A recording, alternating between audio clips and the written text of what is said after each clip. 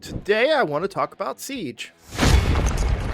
Shoot him, kid! Hello everybody, I'm Roadblock, and this is a Raid Shadow Legends video. Very easy little opener today. Yeah, I just want to talk about Clan Siege. I don't remember the last time I've talked about it. So forgive me if I'm incorrect and I've recently talked about it, but I feel like there's a lot of strategies in Siege that go undiscussed or unnoticed, and there are real ways to optimize your clan's opportunities to win. So this could be a video that you show to clan leader. This could be a video that you yourself use to help find more success in Clan Siege. But I figured I'd share these tips. I share them routinely with my clan. We have some very specific strategies that we work around, and I think that these will help you. Now, of course, these are going to hurt my clan potentially because I'm giving away all of our secrets, if you will, but I'm the clan leader. I get to make that choice. So, no, but all jokes aside, I don't think that these are going to be big secrets, and I don't think, honestly, that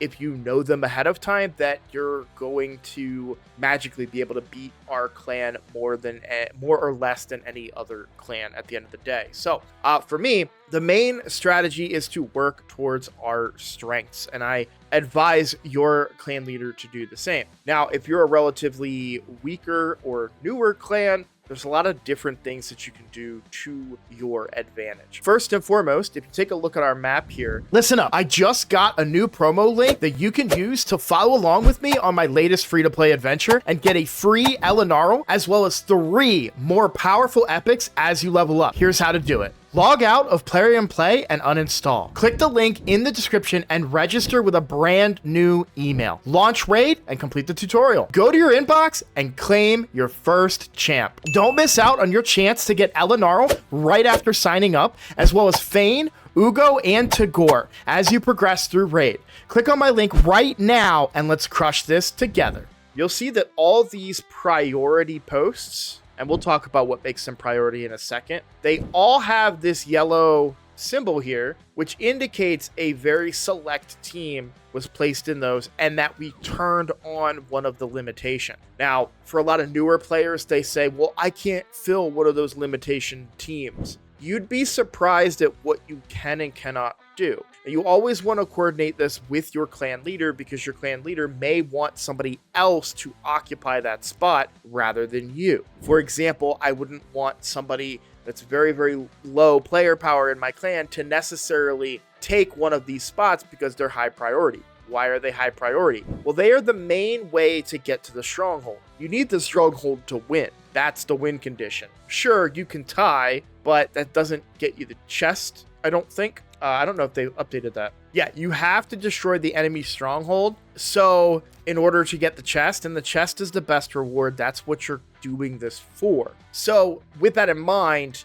these points are very good to try and lock down. Another strategy that we use while we're talking about these outer posts is, you'll notice I mention his name quite often. I'll move myself over here for this video because a lot of this is going to be on the left side. Cheap Vodka is one of our top clan members. If we come in here to members, you can see as far as player power goes, cheaper vodka is 49.15, and maybe I looked right by him, but cheap vodka is 36.32. Now, this isn't necessarily like anything crazy as far as player power goes, but to put it in perspective just a little bit, my main account, which I view to be reasonably strong, is only 14 million. So it dwarfs my main account, certainly dwarfs my free-to-play account. We really want his teams to be in these choke points, if you will, because if we can completely lock down post-teen and create a team that they cannot pass, that's very, very beneficial for us. And the goal is to take away as many attacks as you can. You don't necessarily need to survive every fight. If you can get the enemy team to waste a couple of their attacks, waste some of their better champions, then when they finally get through these really difficult fights and get into our other clan members who aren't on that level, they will have less of their top champions to compete with, while we would seemingly have the best champions of each of those accounts to try and defend. So you do want to occupy these posts and use limitations as much as possible. An important note, there are posts that are seemingly useless. Post 9 and post 1 are of the lowest priority. If you have a weaker player in your clan, maybe a free-to-play player like myself, or I have a free-to-play account, I mean to say. If you're on one of those free-to-play accounts, this is a good place to occupy a defense and not really impact the win condition of it. Now, if I was to I'm actually relatively strong on this account, but if I had like a brand new free to play, like you've seen me make in the past, if I was to put that in anywhere on the battlefield, I would put them in post 9, post 1, or post 4. And we don't really need post 4 to have this bonus here. They obviously chose to use it. That's fine, but it's not a waste per se. It's just not really going to get us a lot of value. But, really, it's just a couple of mana, so it's not a big deal that they took it. But it is just something to consider that post 4 just has absolutely no strategic value in this game. Then when it comes to defense, you do want to try and prioritize your choke points as best you can. So you want to make sure that you're using some type of defensive capabilities in Defense Tower 5 and Defense Tower 3. You just want to, try and protect this stronghold at all costs. You'll notice I don't have anything in Defense Tower 1 or 2. I actually tell my clan do not repair these towers. They still do, but I don't prioritize these at all. They don't have a lot of strategic value. Sure, they have strategic value in preventing people from going this route from post 5, and Defense Tower 2 does protect Mana Shrine 2, but the reality is that you're gonna, if you spread yourself too thin, you're gonna have a hard time. Losing these posts don't lose us the game. If anything, they might be bait. Now let's talk about attack, because that kind of goes along with bait. Something I see people in my clan do, and I try to tell them not to do. This is a recommendation based on my opinion. I don't see a lot of content on Siege, to be honest. I also don't look it up. I've just come up with my own way of doing things. One strategy that I preach to my clan, you guys can take it for what you want. Maybe you agree, maybe you disagree. I don't know if it's the right play, but this is my strategy, is that Stronghold is our primary focus. I don't care about points. I don't care about anything. I want to directly go for the Stronghold as quickly as possible.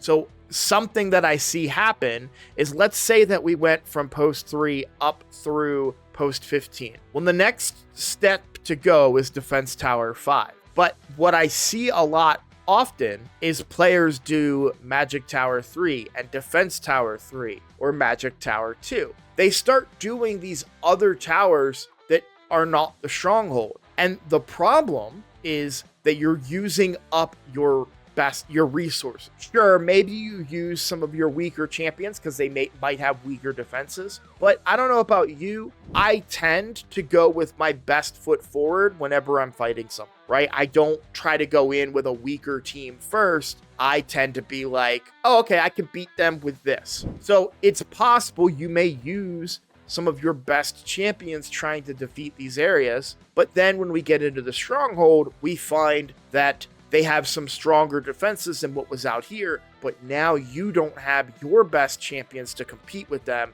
and you're using your second or third best champions. Maybe you get lucky and beat them, but it's a lot harder for you. So my recommendation for my clan is always, hey, Stronghold first. You have 2 days. Wait until the second day. Look, if it takes us too long to get this Stronghold down and we just can't break it, their teams are way more powerful than us, well, then we've lost the siege anyway. So we can just say, all right, look, we're gonna lose this siege. And at that point, change the strategy, right? And say, you know what? If we're gonna lose hard. Lose hard, D-rank, make our next battle a little bit easier. That's the best time to make that determination. But if you go around and you start taking magic towers and defense towers and mana shrines, and the Stronghold isn't done, and you still don't take the Stronghold, so you still lose the whole thing, but you generated a bunch of points that kept it close, you're going to have just as much difficulty in 2 weeks for the next siege. So my recommendation is always to focus the stronghold first. That's the most important building to take. Everything else comes after. Once you take the stronghold, then you strategically start looking at the value. So you can look at the point value, right? 275 for magic towers. Now these may vary if they're upgraded. I don't know that off the top of my head. 150 points for defense towers. Obviously, mana shrines are worth more. So you're going to want to strategize. Now, the next step for my clan, or at least what we advise, hey, let's try and take mana shrine 2. We've already taken a path here. We can expand upon that path and get to the mana shrine. It's worth more points. And then we can start magic towers, and then we can do defense towers. You work your way down points-wise to make sure that you're keeping up. Something that can happen, and you have to watch out for this, is if 2 people, let's say 3 people attack this magic tower, 3 people attack this defense tower, 3 people attack this defense tower, and we have all these, like all these towers are almost defeated, but none of them are actually defeated, and we run out of attacks. We could have had 3 guaranteed towers. Instead, we have 4 towers that are almost beat, and we're out of attacks. So you want to make sure that you're kind of working together and communicating and trying to focus those towers down one at a time. Again, I recommend prioritizing the point value at that point. You've taken the stronghold. That's step 1. Step 2 is to outscore the other team. You have to assume that they're going to take your stronghold. You can't assume that they won't. So assuming that they will also take your stronghold, going in order of highest powered towers and shrines, etc., and working your way down ensures the most points for you so that you don't end up with that, like, a bunch of towers half done. Also, Mana Shrine 1 can still be kind of hard to take. I recommend focusing on Mana Shrine 2 and then making a determination if you need to go to Shrine 1 as well. Why is Shrine 1 hard to take? Well, if you used your best champions to forge a path, and then you use your best champions to break down this stronghold, you still have these defense towers which are tougher to get through. You still have 2 seemingly difficult posts that may have a very big limitation on it. You just have a difficult challenge to work through to get to Mana Shrine 1, where you just have 1 defense tower, 1 post, and then the Mana Shrine itself. And as you can see, even in our strategy, for this post, we don't even really put any special emphasis on. So you might have an easier time getting to Mana Shrine 2 after the stronghold than Mana Shrine 1. And just some food for thought, something to think about when you're strategizing. When it comes to fighting in Siege, it is important to remember a few key facts. Arena auras do not work in Siege. This is very important. Yes, they reverted that because they were accidentally working for a period of time, but they fixed that. They no longer work in Siege. And that's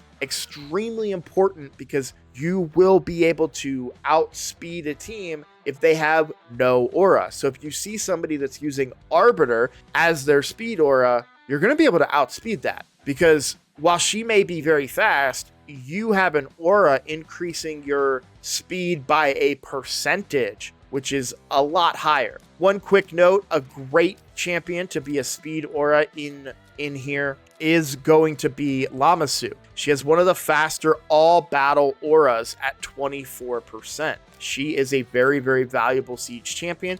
You get her from finding success in Siege, which if you've been playing for a while and have done a bunch of, wins and losses and, just from the course of the game, probably have your Lamassu aura close to her. Be sure to use her in Siege. If for nothing else, just her aura will be very valuable to you. So highly recommend that, but make sure that you're not using an Arbiter aura. And if you don't have a speed in all battle aura available to you, use a defense or an HP or something else. It's just so wasteful to use Arbiter's aura because it will just cancel out and it just won't work. And so you have 0 aura versus an aura. and that's going to make a big impact in your fights. You don't want to put yourself in that position. Use something else. That's just my biggest pet peeve. It frustrates me so much, and I win all the time on my free-to-play against people who forget that rule, and I see an Arbiter, and I'm like, cool, I'm gonna use my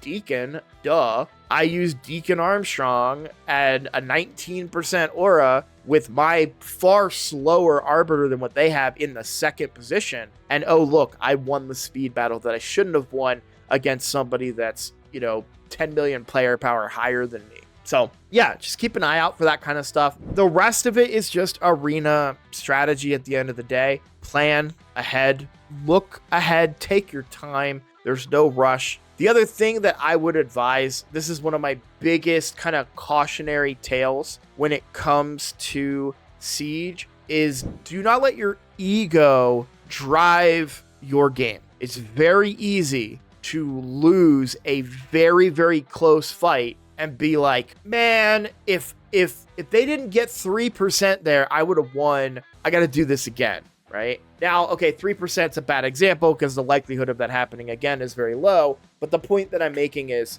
with the rebattles, understand that the rebattles are themselves a resource, but there's a secondary resource that comes into play. That's your champion pool, right? Sure, you got unlucky, you lost that first fight, and you're like, well, I know I can win it, I'm gonna do it again. But look around first, research first, see if there's not an area where that team that you're about to reuse might be more useful. Because what's going to happen is even if you win it on that second attempt, now you can't use those champions anymore. And if that's your best possible squad, and now you go up against another squad and you're like, oh man, my best squad would be perfect here, but I can't use them. That sucks, right? And then you might lose, or you might not be able to beat it at all, and you either lose multiple times or you don't attempt it and you have to wait until something better, more suitable for you frees up. So I'm not saying never use your rebattles. Obviously, there's a time and a place, but just be patient with your rebattles and take your time. You don't want to put yourself in a position where you're taking characters off the board that could secure a win somewhere else. Just some food for thought, things to think about. I get baited all the time where I lose a really close fight. I go in, I do it again, and then I lose another really close fight, and I've gained nothing, right? I've wasted one battle and a rebattle, and I've used up a bunch of my really good champions, and it's my first fight, and I still have all these other fights to do. Maybe it's something that I can come back to, right?